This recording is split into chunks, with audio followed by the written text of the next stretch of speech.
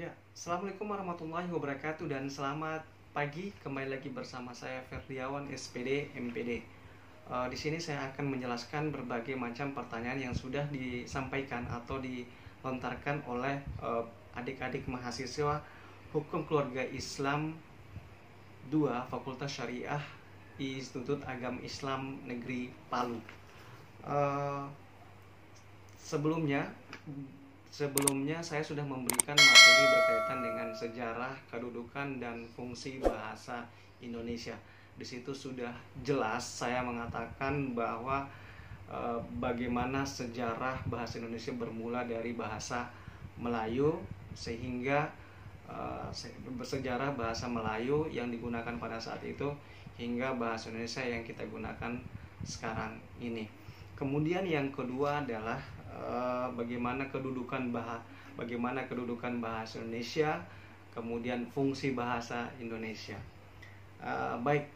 Dari beberapa materi tadi timbullah atau muncullah beberapa pertanyaan dari adik-adik mahasiswa dari Hukum Keluarga Islam 2 Fakultas Syariah Institut Agama Islam Negeri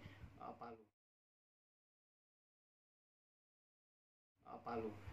Pertanyaan dari adik kita Indri, apakah negara luar mempelajari bahasa Indonesia?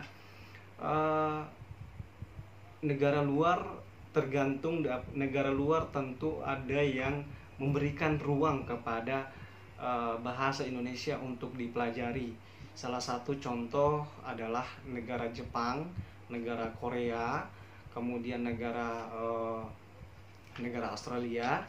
Itu mereka memberikan ruang kepada bahasa Indonesia untuk dapat dan dipelajari oleh negara tersebut, yaitu terbukti di beberapa kampus yang ada di Jepang maupun Korea, atau misalnya di Vietnam, bahkan di negara Australia itu mempelajari bahasa Indonesia. Ya, itu jawaban singkat saya tentang apakah bahasa Indonesia itu dapat dipelajari atau digunakan di negara luar. Ya, tentunya bahasa Indonesia diberikan ruang oleh beberapa negara untuk dapat dipelajari atau digunakan di dalam komunikasi mereka. Salah satu contoh lagi yang mudah kita dapati yaitu negara Vietnam menjadikan bahasa Indonesia sebagai bahasa kedua nasional sejajar dengan bahasa Indonesia. Ya, itu penjelasan singkat dari saya. Fungsi bahasa secara umum itu bisa kita sebutkan ada empat, yaitu fungsi informasi, yang kedua adalah fungsi ekspresi diri, yang ketiga adalah fungsi adaptasi integrasi, dan yang terakhir adalah fungsi kontrol sosial.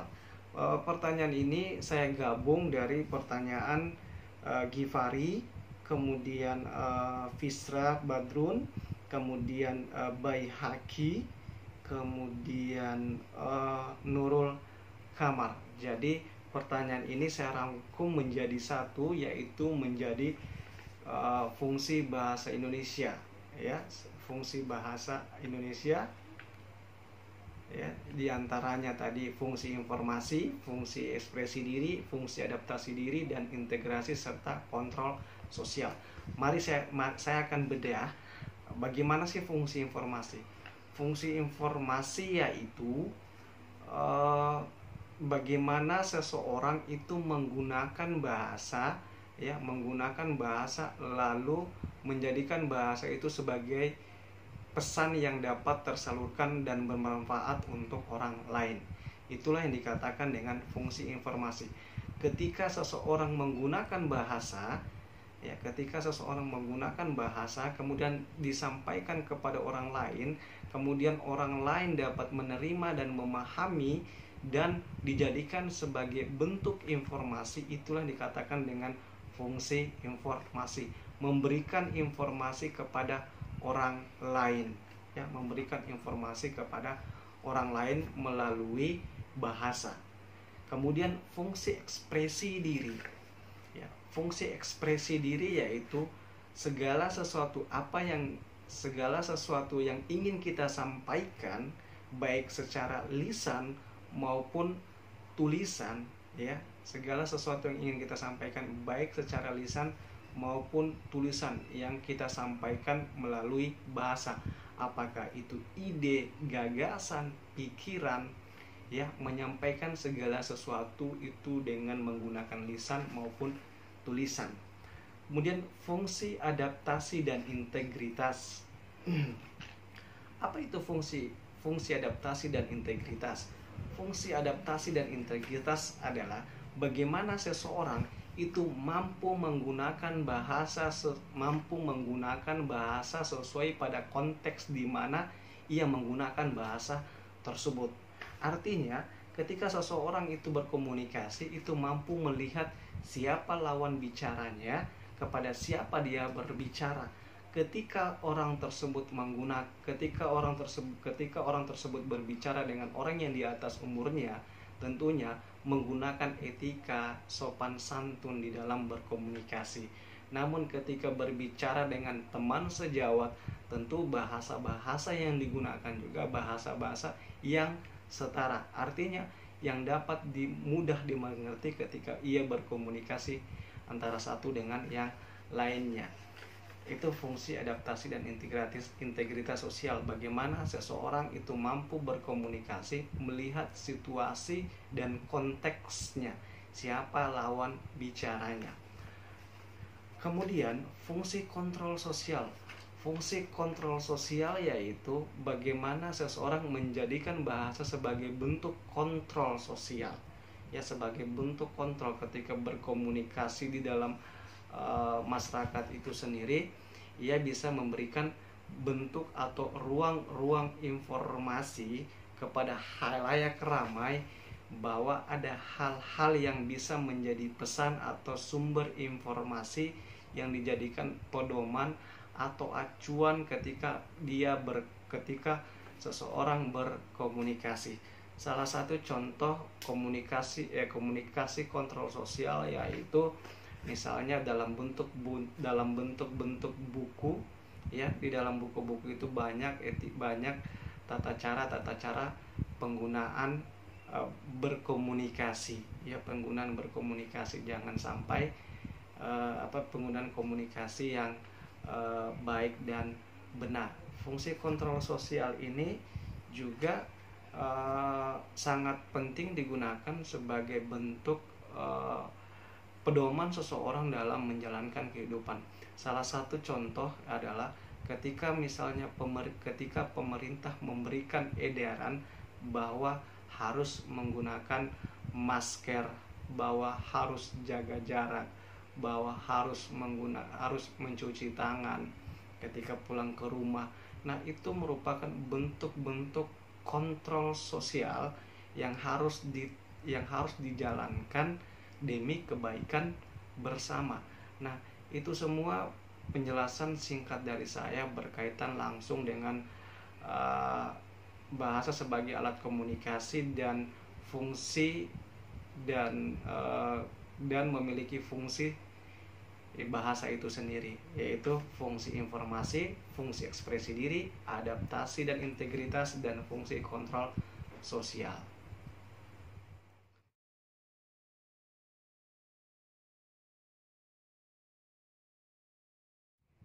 Baik, saya lanjutkan. Potensi pertanyaan dari saudara Jawad, yaitu potensi bahasa Indonesia menjadi bahasa internasional. Apakah bahasa Indonesia itu bisa memiliki potensi untuk bahasa internasional? Saya pikir bahasa Indonesia memiliki potensi yang sangat besar sekali untuk menjadi bahasa internasional. Ya, tentu ada syarat-syarat yang harus diperhatikan ketika bahasa Indonesia itu layak untuk menjadi bahasa internasional. Salah satu adapun syarat-syarat untuk menjadi bahasa Indonesia bisa menjadi bahasa internasional adalah yang pertama yaitu Yang pertama adalah bahasanya mudah dimengerti dan mudah dipahami. Artinya bahasa itu ketika orang mempelajari bahasa itu, orang sudah dapat mampu memahami dan mempelajari bahasa Indonesia. Kemudian yang kedua adalah semua masyarakat harus mampu menggunakan bahasa Indonesia. Semakin banyak penuturnya, semakin besar peluang bahasa Indonesia untuk menjadi bahasa internasional.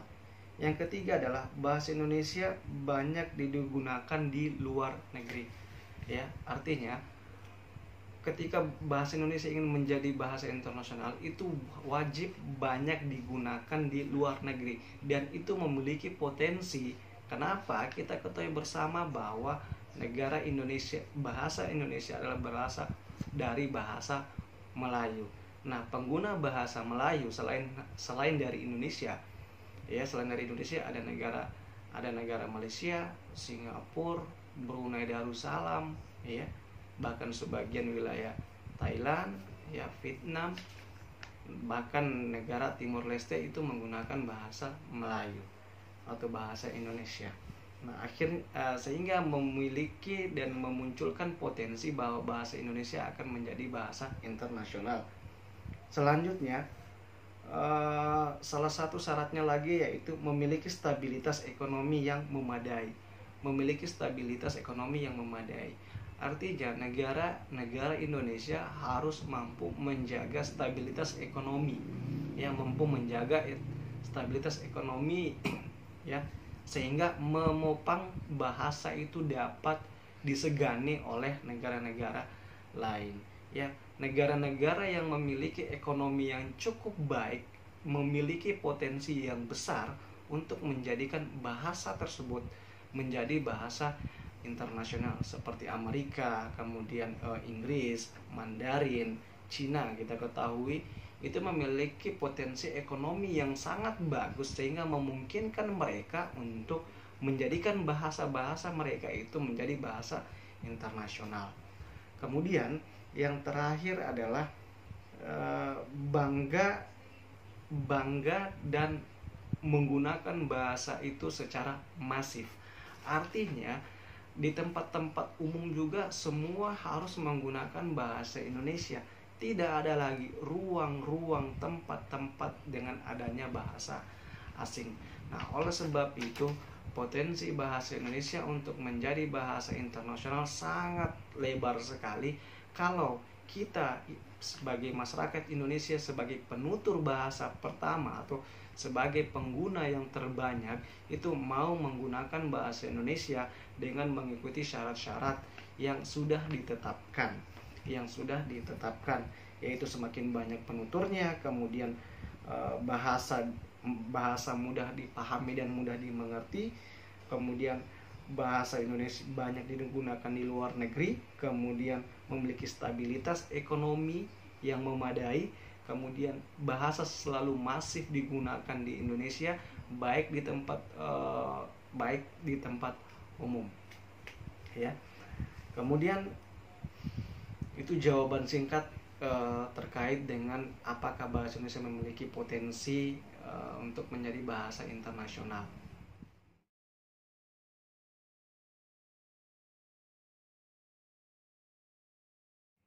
Kemudian pertanyaan dari Nurul Aulia, apa yang menyebabkan keberagaman? Yang menyebabkan keberagaman adalah kita harus patut kita syukuri dan berbangga bahwa bahwa negara kita, negara Indonesia, memiliki berbagai macam suku, budaya, adat istiadat maupun bahasa daerah itu sendiri, sehingga kita harus bersyukur bahwa negara kita adalah negara yang memiliki keberagaman, yang memiliki berbagai macam suku budaya, yang sehingga kita dapat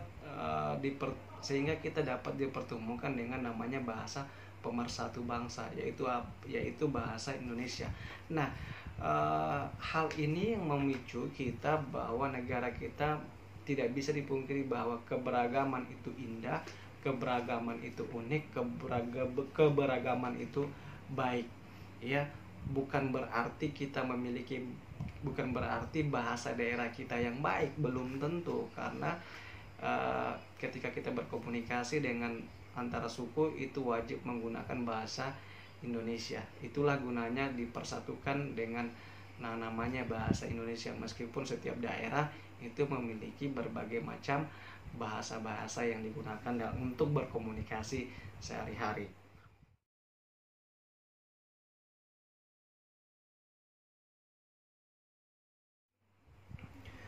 Kemudian pertanyaannya adalah, pertanyaan selanjutnya dari tafsir, yaitu bagaimana maksud dari bahasa Indonesia sebagai lambang identitas? Ya, bahasa Indonesia sebagai lambang identitas itu merupakan jenis dari bentuk ciri khas dari negara kita. Artinya negara bukan hanya Indonesia memiliki negara saja, tetapi negara Indonesia itu memiliki ciri khas tersendiri, yaitu negara memiliki bahasa Indonesia. Nah, bahasa Indonesia ini merupakan identitas, merupakan ciri bahwa negara kita itu memiliki bahasa tersendiri, ya, bahasa tersendiri dalam berkomunikasi, yaitu bahasa pemersatu bangsa, bahasa nasional, ya, yang digunakan sebagai alat komunikasi sehari-hari untuk masyarakat Indonesia, ya, untuk masyarakat Indonesia. Nah, artinya di sini bahwa memiliki ciri khas tersendiri, kita bangga bahwa negara Indonesia memiliki bahasa tersendiri. Ada negara-negara yang tidak memiliki bahasa tersendiri, tetapi menggunakan bahasa negara lain. Nah, ini merupakan bentuk identitas nasional, ya, yang perlu Anda ketahui bahwa orang menginjak bahasa seperti menginjak harkat martabat bangsa Indonesia itu sendiri.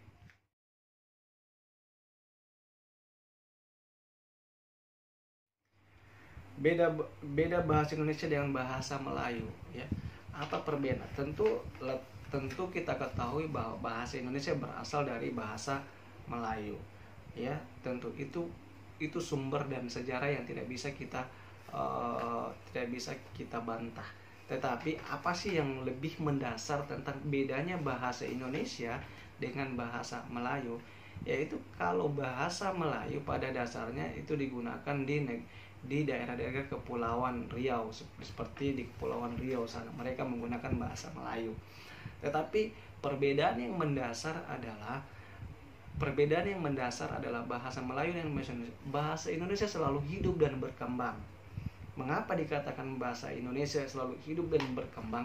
Artinya ketika ada kosakata terbaru dari berbagai macam bahasa daerah, bahasa asing, itu bisa diadopsi menjadi bahasa Indonesia. Itulah dikatakan tadi bahasa Indonesia lebih hidup, ya, dan berkembang. Kalau bahasa Melayu itu tetap, ya, bukan dikatakan tidak berkembang, tetapi selalu digunakan dan itu saja, tidak akan menambah kosakata baru. Tetapi bahasa Indonesia itu dinamis dan bisa berkembang, bisa menambah berbagai macam kosakata baru dari berbagai bahasa daerah dan bahasa asing. Dan itu tidak bisa kita pungkiri bahwa bahasa Indonesia semakin berkembang. Kemudian pertanyaan terakhir yaitu